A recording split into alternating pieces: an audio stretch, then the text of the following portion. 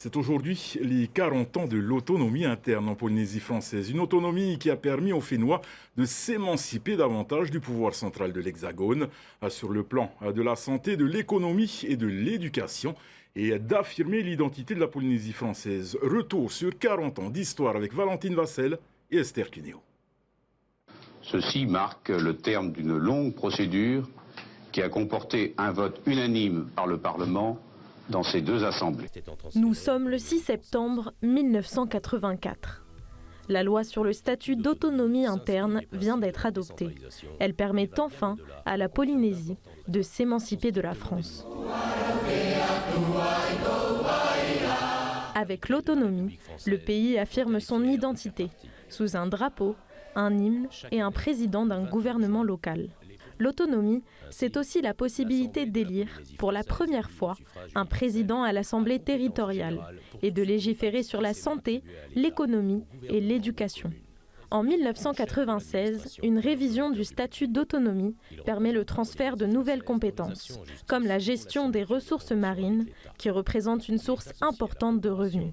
Le rôle du président du gouvernement et celui de l'Assemblée est également renforcé.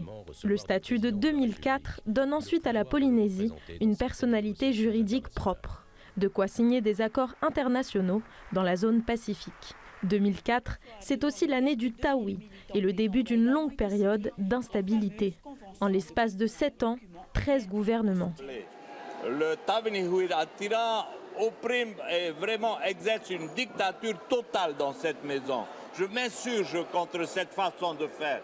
Une période trouble, exacerbée par des scandales politico-judiciaires. Il faudra attendre 2011 et une dernière révision du statut pour retrouver un équilibre institutionnel. Justice, défense, sécurité, affaires étrangères, finances publiques et monnaie. Aujourd'hui, l'État conserve les fonctions régaliennes, tandis que la Polynésie bénéficie d'une autonomie étendue.